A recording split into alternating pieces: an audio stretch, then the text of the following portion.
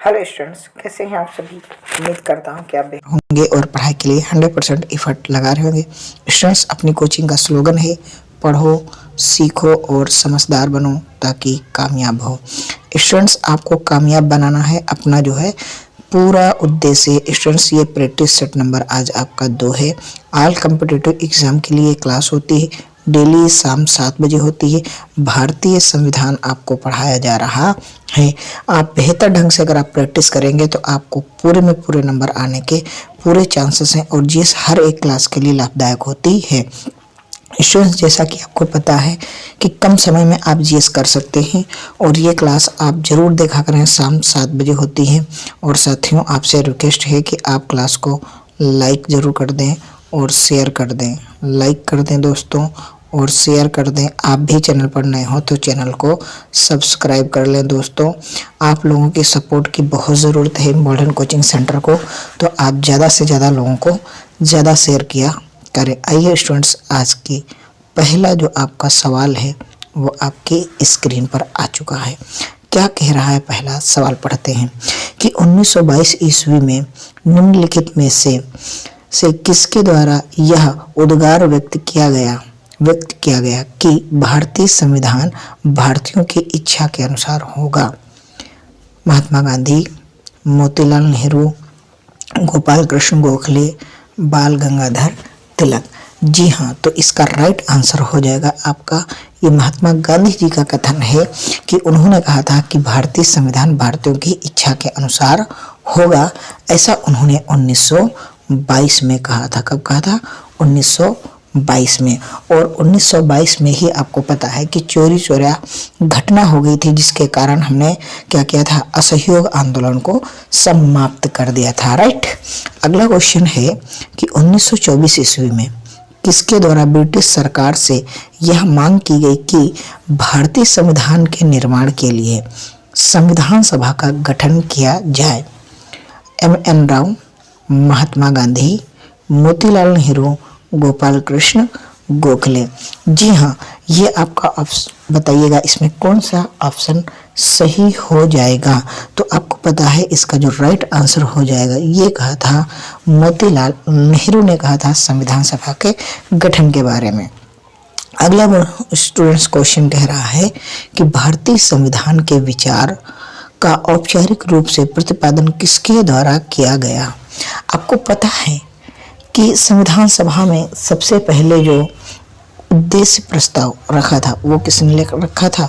उद्देश्य प्रस्ताव तो पंडित जवाहरलाल नेहरू ने रखा था, लेकिन जो औपचारिक सभा के विचार और औपचारिक रूप से प्रतिपादन किसके द्वारा किया गया, इसका राइट आंसर हो जाएगा एम.एन. राव के द्वारा। किसके द्वारा हो जाएगा? एम.एन. राव के द्वारा हो जाएगा। अगला क्वेश्चन कह रहा है कि संविधान को किसने मूर्त रूप दिया? यानी संविधान को किसने मूर्त रूप दिया, यानी किसने पूरा लिखने का तैयारी की है? तो ये भैया मूर्त रूप जो है वो पंडित जवाहरलाल नेहरू के द्वारा दिया गया, क्योंकि पंडित जवाहरलाल नेहरू ही उद्देश्य प्रस्ताव रखा था, जो आगे जाकर के जो है उद्देशिका बनी, यानी भारत के संविधान की प्रस्तावना बनती है। साथियों, अगला क्वेश्चन क्या कह रहा है कि कांग्रेस ने किस वर्ष किसी प्रकार के बाह्य हस्तक्षेप के बिना भारतीय जनता द्वारा संविधान के निर्माण की मांग को लेकर प्रस्ताव पारित किया था? ये अधिवेशन कहाँ हुआ था? 1928, 1931, 1936, 1942। तो किस वर्ष किसी प्रकार के बाह्य हस्तक्षेप के बिना भारतीय जनता द्वारा संविधान निर्माण की मांग को लेकर के रखा गया था? तो बताइएगा आप, ऑप्शन नंबर कौन सा हो जाएगा? ऑप्शन नंबर कौन सा हो जाएगा? तो भाई साहब, इसका हो जाएगा जो आंसर वो हो जाएगा 1936। क्या हो जाएगा? 1936।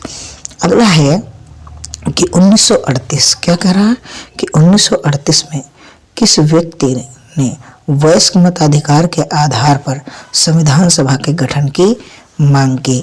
महात्मा गांधी, पंडित जवाहरलाल नेहरू, सुभाष चंद्र बोस या वल्लभ भाई पटेल। जी हाँ, बताइए क्या हो जाएगा? तो इसका जो राइट आंसर हो जाएगा वो हो जाएगा पंडित जवाहरलाल नेहरू के द्वारा ये बात कही गई थी।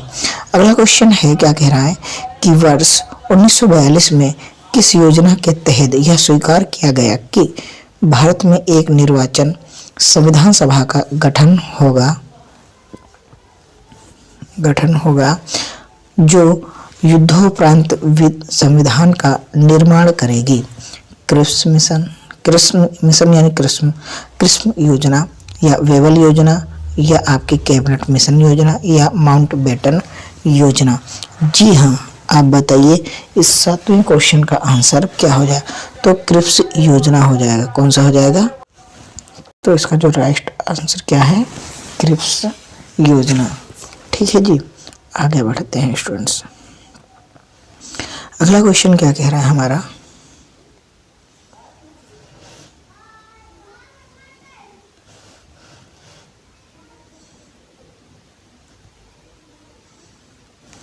अगला क्वेश्चन दोस्तों कह रहा है कि संविधान सभा के गठन की मांग, क्या कह रहा है कि संविधान सभा के गठन की मांग सर्वप्रथम 1895 में किसके द्वारा प्रस्तुत की गई थी? महात्मा गांधी, पंडित जवाहरलाल नेहरू, बी.आर. अम्बेडकर, या बाल गंगाधर तिलक के द्वारा? जी बताइए। तो इसकी जो मांग की गई थी वो भाई साहब बाल गंगाधर तिलक के द्वारा की गई थी। किसके द्वारा की गई थी? बाल गंगाधर तिलक के द्वारा। अगला क्वेश्चन है, भारत की संविधान सभा गठित करने का आधार क्या था? भारतीय राष्ट्रीय कांग्रेस का प्रस्ताव, कैबिनेट मिशन प्लान 1946, भारतीय डोमिनियन के प्रांतीय राज्य विधानमंडल के प्रस्ताव, या भारतीय स्वतंत्रता अधिनियम 1947? जी हाँ, 9वें का राइट आंसर क्या होगा? तो आपको अभी मैंने बताया था कुछ देर पहले कि कैबिनेट मिशन प्लान के द्वारा जो है ये किया गया था। 1946 में संविधान सभा का गठन हुआ था और पहली आपकी जो बैठक हुई थी वो 9 दिसंबर को हुई थी, और दूसरी हुई थी 11 दिसंबर को, और तीसरी हुई थी 13 दिसंबर को। और इसके जो अध्यक्ष होते हैं वो अस्थायी अध्यक्ष होते हैं सच्चिदानंद सिन्हा, और यहाँ परमानेंट जो है चेयरमैन चुने जाते हैं कौन? डॉक्टर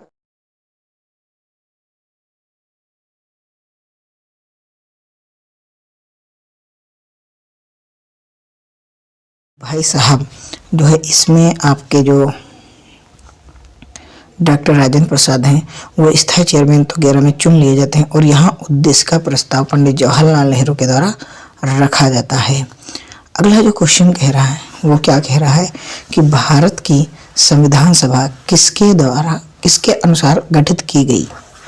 साइमन कमीशन यानी कि साइमन योजना का प्रस्ताव, क्रिप्स प्रस्ताव, या माउंटबेटन योजना, या कैबिनेट मिशन योजना? एसएससी 2001 में पूछा हुआ क्वेश्चन है, तो बताइएगा 10 का क्या हो जाएगा? तो अभी यहाँ पास जो था वही तो आंसर यहाँ भी हो जाएगा, कैबिनेट मिशन योजना के द्वारा।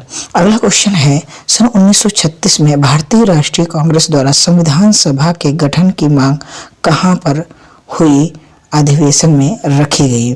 तो इसमें कौन सा अधिवेशन हुआ था? कानपुर का, मुंबई का, फैजपुर का, या लाहौर का? जी हाँ, 11 का राइट आंसर क्या है? तो ये हुआ था भाई साहब फैजपुर में। कहाँ हुआ था? फैजपुर में हुआ था। ठीक है, अगला क्वेश्चन कह रहा है दोस्तों, कैबिनेट मिशन योजना के अनुसार भारतीय संविधान सभा में कुल कितने सदस्य होते थे? 379, 409, 429, 505। संविधान सभा में कुल सदस्यों की संख्या पूछ रहा है तो 389। कितने थे? 389 will be your right answer.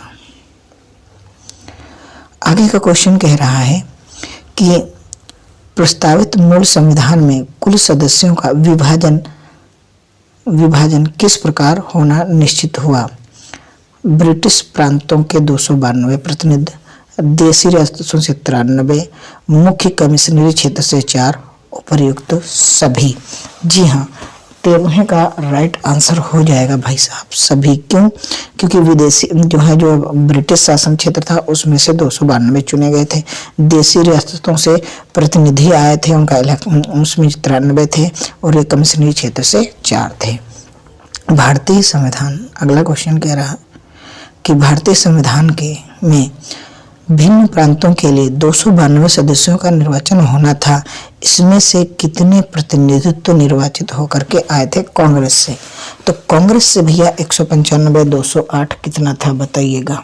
तो भाई साहब इसमें जो राइट आंसर हो जाएगा वो आपका हो जाएगा 208। कितने थे? 208।